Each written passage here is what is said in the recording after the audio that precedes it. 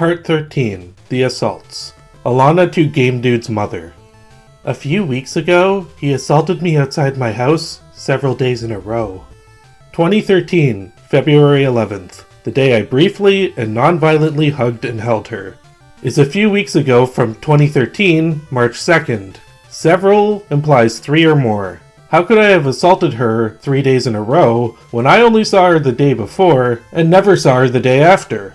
Did she mean to type times instead of days? She told her mom that I attacked her, thus erasing the possibility that, due to her belief, I non-violently assaulted her and probably told the rest of the planet that I assaulted her. That is slander and defamation of character, for I never assaulted her. Even if I technically did assault her when I hugged and held her, by telling everyone that I assaulted her, they're going to assume that I hit her. I've never hit a girl. Assaulting her several days in a row by her house sounds like I sucker punched her in the face the second she stepped out of the door, 3 days in a row. When my heart told me that it's over forever, by impulse, I briefly and non-violently hugged her, crying, "I'm sorry, I love you."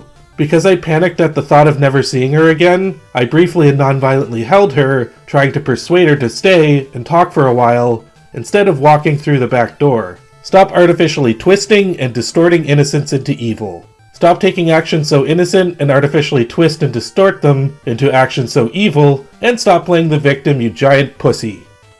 Alana to Alex. Assault has a different definition in criminal and civil law. Assault. The intention to create an apprehension of immediate physical contact in the mind of another. Please don't reply with more arguments. Just drop it for God's sake. Oh my God, okay? You don't get it. It's not criminal, it's civil. And in the civil action, you only need minimal intent. Voluntary consciousness that you are acting, and fear is irrelevant to the legal definition.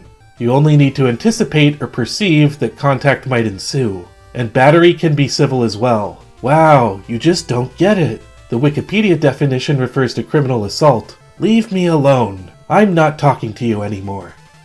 True, Rain Man. But first, is a regular hug or brief hold battery? The offensiveness is measured against a reasonable person standard.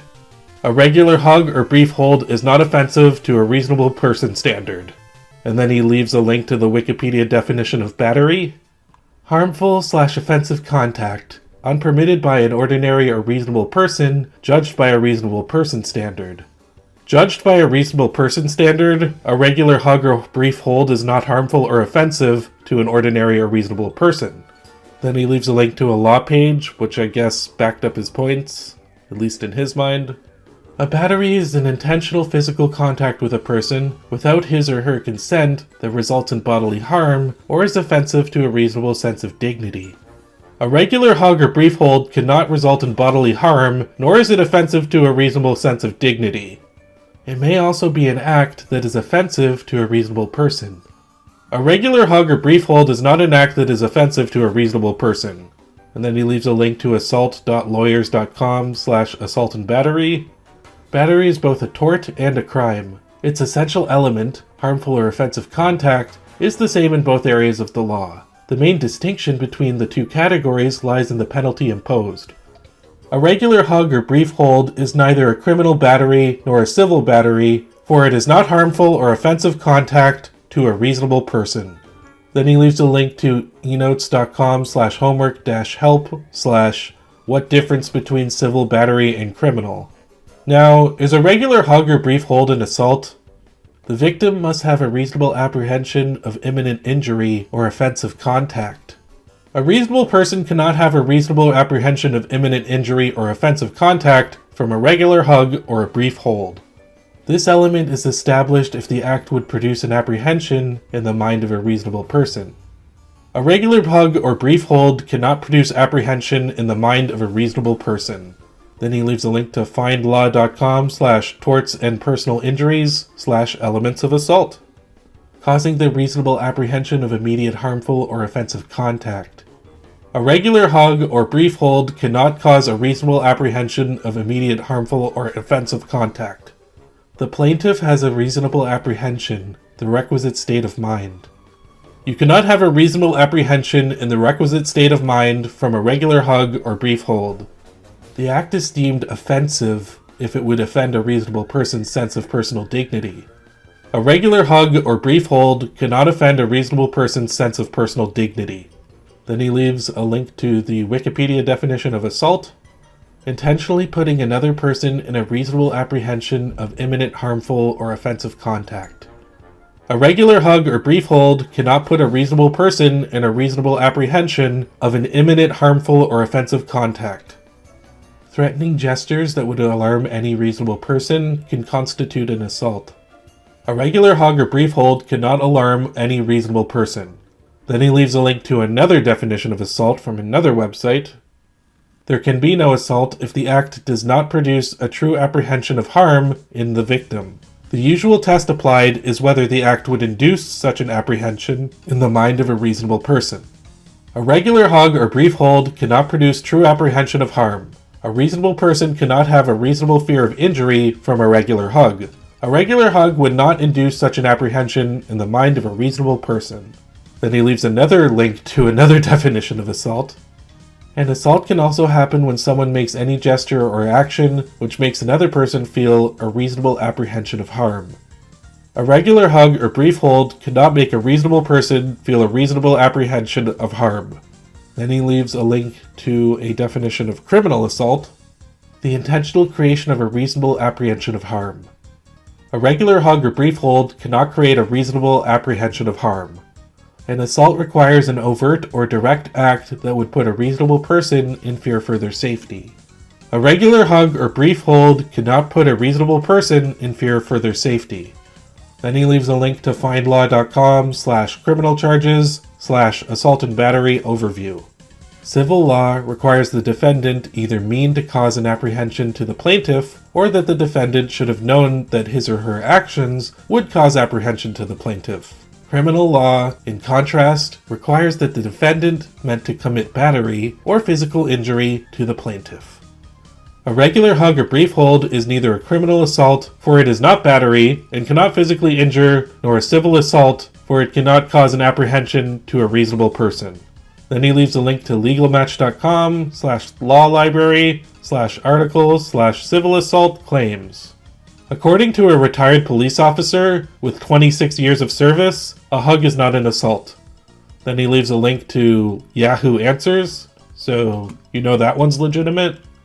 Did Charlie assault Rain Man when he hugged him? Did he commit battery? No, because a hug is not a reasonable threat, cannot cause bodily harm, and Rain Man is not a reasonable person. At least Rain Man yelled when he was hugged. You internalized everything when I hugged and held you. You clearly indicated that you wanted to be left alone. You emoted it, but I was too enslaved by my own emotions to notice. Your behavior was also illogical, as the last time we had spoken on the phone, you actually bugged me to have sex with you again. You were spontaneously ignoring me, and never told me to let go, unless you whispered it. My crying drowned you out, and I wasn't looking at your lips. It doesn't matter what you said. What matters is what I heard, and I heard nothing. You should have loudly told me to let go, for I would have cooperated immediately. You never even tried to push me away. I felt nothing. You silently just stood there like a frozen deer. You should have actually tried to push me away, for I would have let go immediately. You told the police that there has never been any violence between us. Therefore, when you broke free from the hug, you never resorted to using violence?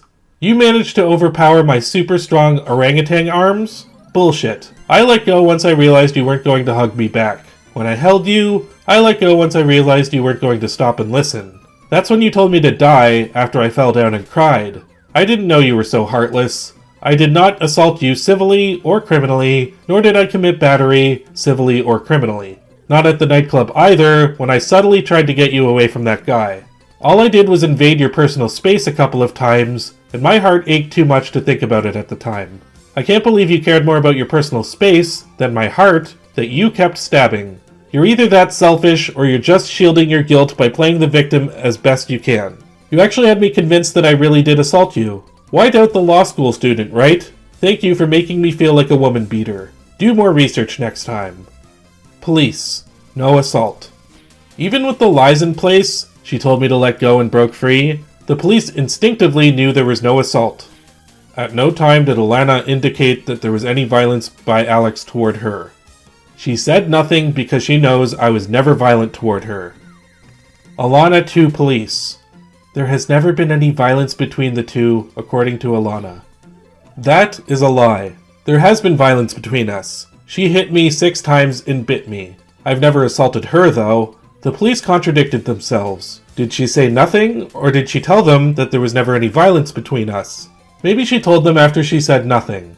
Perhaps she believes that the hug and hold are merely non-violent civil assaults and batteries. Whether they truly are or not, the fact that she reported them to the police is still super unfair and hypocritical, for she had actually committed a criminal assault and battery every time she hit and bit me, and I never reported her to the police. It is also ironic that she assaulted me numerously in the past, for she is a lawyer and thus a representative of the law. She never knew better, she never attacked me out of self-defense, nor can she ever say that she did, because she already told the police that I was never violent toward her. She always attacked me out of anger, but, according to her, it doesn't matter because it was all a long time ago. If time erases the past, then why does she never want to see me again? A man hitting a woman is worse than a woman hitting a man, but a woman hitting a man is worse than a man hugging a woman. If you believe otherwise, you're stretching the double standard over your herd and up your ass. She milked and warped what she learned at law school to brainwash me into believing that I was a woman beater to compensate for her guilt, and for a few months, her devious plan worked.